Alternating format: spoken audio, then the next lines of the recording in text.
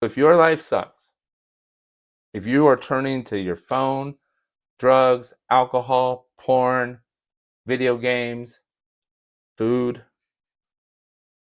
just to distract you from your thoughts and the way you feel, it's a spiritual void. It's a metaphysical, energetic void. It's trouble with substances, trouble with addictive behaviors, have trouble with God. I've self-sabotaged every good thing I've ever had in my life. Something had to change, or I was going to be homeless, dead, or back in prison. So my name is Tom Miller, and I study metaphysics, neuroscience, physiology, and basically how life works. So I could be a champion of life instead of a victim. In this video, I'm going to tell you a little bit about my journey through addiction, how I finally made peace with God, and what I learned from Gabor Maté. So hold on tight with all your might, because I'll be rocking like this for the rest of the night on my mini mic. The first thing that changed is I learned about neuroscience, I learned about neuroplasticity, and I learned where addictive traits come from. So number one, if you're calling yourself an addict, stop. If you're calling yourself an alcoholic, stop. They're traits. They are personality traits, behavior traits, programs that we have in our brain, and they're not who we are. You have addictive traits, fair enough. And here's where they came from. Thank you, Gabor Maté. If you had a very fight or flight childhood, especially if it started happening when you were still in your mommy's tummy, or it was tough childhood where you didn't get a lot of eye contact, there's a part of your brain that it doesn't form all the way. And so you will not have the same response to social situations, to human interactions. You won't have the same kind of dopamine release. And so when you finally try any dopamine releasing drug or any distracting behavior, whether it's food, alcohol, cigarettes, booze, drugs, gambling, porn, phone, worry, it can go on and on. Turns out I've been addicted to something. I had an addictive trait my whole entire life. It was working out. It was gambling. That was my first one. It was work. It was earning money. It was popularity. It was sympathy-seeking, people-pleasing, whining like a little baby till someone gave me a hug and said, "Oh, poor guy, you had such a tough life." And here's the thing. It's not the behavior, the drinking, the drugging, the porn, the gambling. It's not the behavior that's the real problem. That's a symptom of the problem. Naval Ravikant said this, and I 100% agree. All addiction is a sign of a spiritual void. That was true. There's a hole in our heart, and we are not comfortable being by ourselves. So if you're always picking up your phone, like I just got back from the gym, people are literally doing a set, working out with their friend, and they're getting on the phone in between sets instead of talking to their friend. Or like, wow, like people are just. It's that we don't want to be alone with our own thoughts. Our own thoughts are going wow, wow, wow, wow. So we're like we have this ogreish pain void, this pain energy inside of us that we don't want to deal with. And some of us take it so far that we use substances, alcohol, drugs, and a lot of people food to distract ourselves. So it became very clear to me that I had to make peace with this higher power. And I have. In fact, while in prison, read the Bible back to back, cover to cover. One reason was the only book I had for a while. Another book called Bhagavad Gita. I'm looking to see if I have it right here, and I somehow don't, and I wish I did because I could show it to you. Really good. Taoism, Buddhism, just studied them all. Christianity, studied them all. Jesus, love him. He's a spiritual superhero. So is Buddha. So is Lao Tzu. So is the figures in the Bhagavad Gita. So is Muhammad. I mean, all of them are saying the same thing. But you know where all of these spiritual laws came from? Something called the universal laws. I like to call them the universal truths. It's breaking the law, yeah. Universal truths. The Bible is derived from universal truths. So the laws of metaphysics, how the universe operates, oh my gosh, these are truths that apply to everything. And it's basically what the Bible is based on. It's what all the spiritual texts are based on. It's what Hinduism is based on. And the lineage of religion, it all starts from these universal laws. And one that's really popular now is the law of attraction. Like attracts like. But these universal laws created scripture in the Bible. In fact, if you go to my courses, you'll see me break it all down.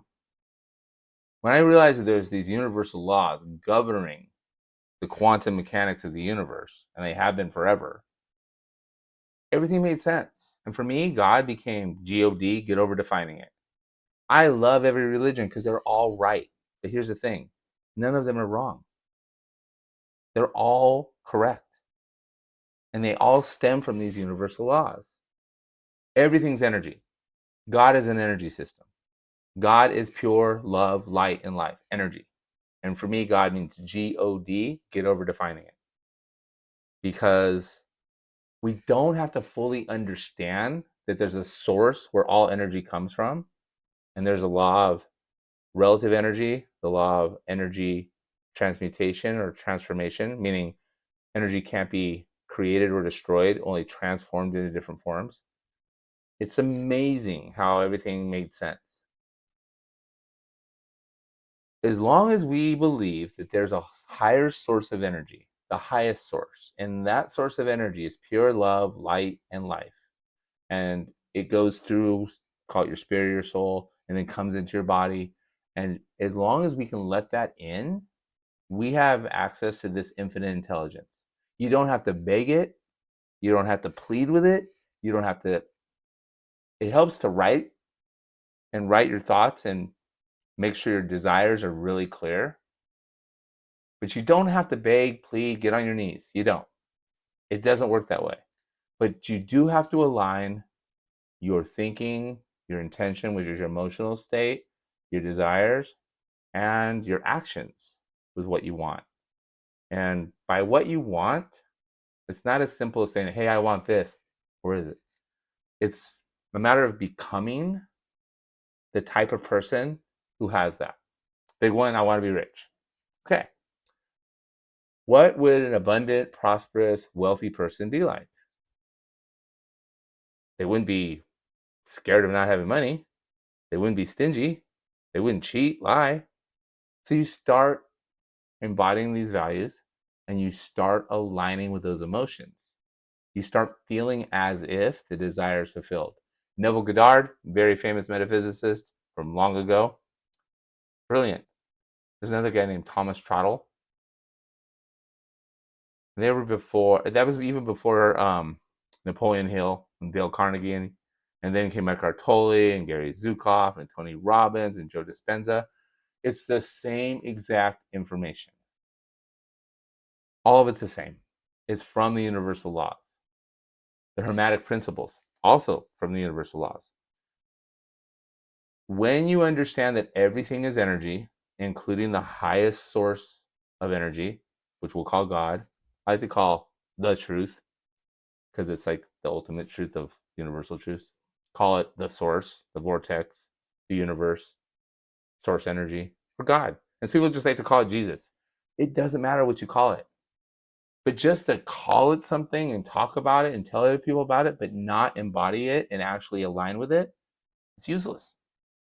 So if your life sucks, if you are turning to your phone, drugs, alcohol, porn, video games, food,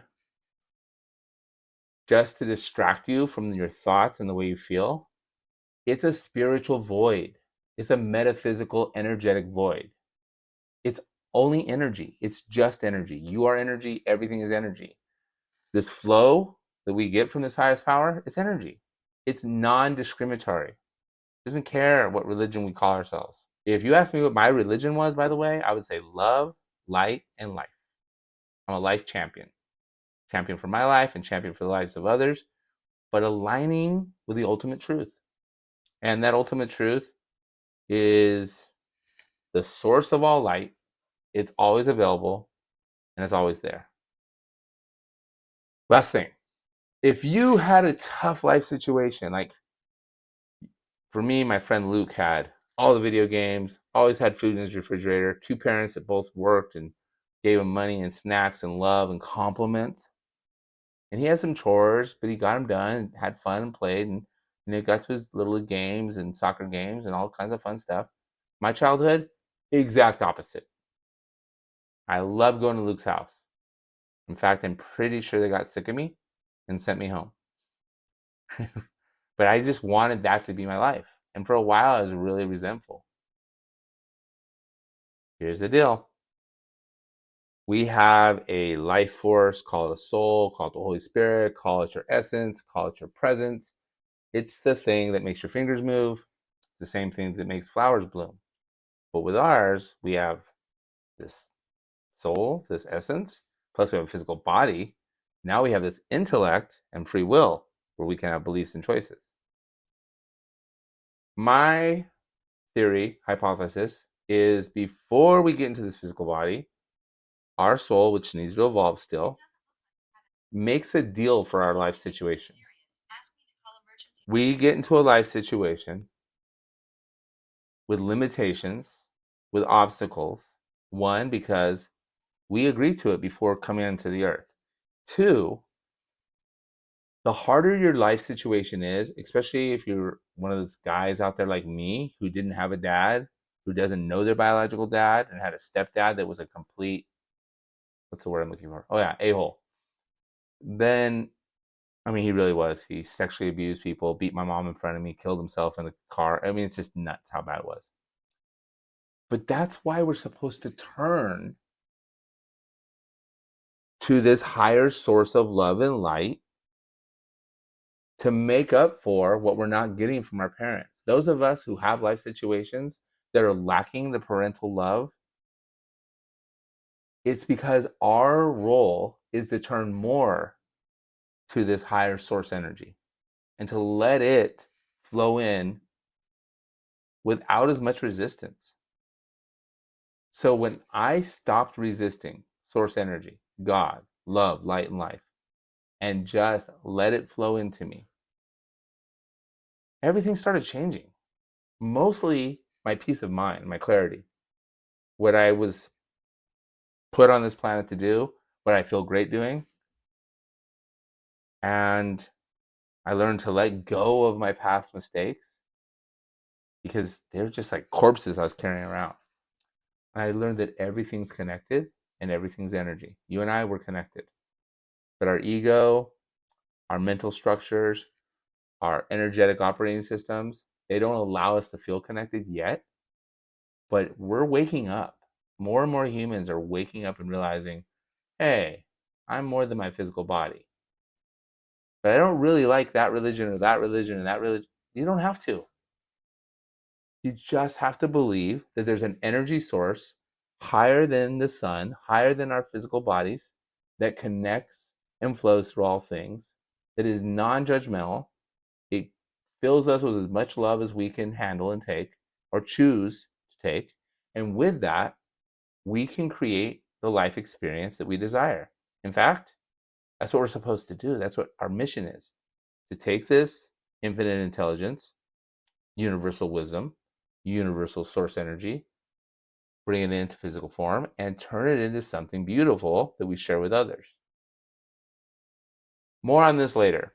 But to wrap it up, you're not an addict. You have addictive traits. There is a God. You don't have to call it God. Nor do you have to get on your knees, nor do you have to worship, or you just have to love and let love flow. Because unless you are loving, love can't flow through you. And trust that there is always love available in the form of energetic currents happening at a quantum, beyond quantum level, and you have a receiving center for it. And that's how manifestation works. That's how magnetism works. It's this energy. Everything is energy. God is energy. So don't worry about God being mad at you. Not at all. That's your ego. That's your your mental structures. Mine too. And it took me 50 years to finally come to terms with this and just say it doesn't have to be that complicated. God, get over defining it. Yes, I had a shitty childhood, but guess what? I've always had all the love that I was willing to receive.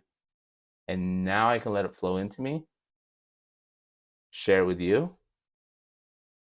And I hope that at least one, maybe 5 people watch this and say, hey, I'm open to that. I'm going to let some more love share into me. I'm going to believe that there is a non-judgmental source of love, light, and life energy that can help me. Because when we feel that spiritual void, we don't need to reach for those addictions. We don't need to keep self-sabotaging. We don't need to keep repeating the same mistakes. We don't need to keep whining and complaining about how bad life is because we see a different perspective. Our awareness wants to expand. Our soul wants to expand. That's one of the universal laws. It's our ego, our brain, our mental structures that get in the way. And I'm here to help change that. It's changing me and changing you.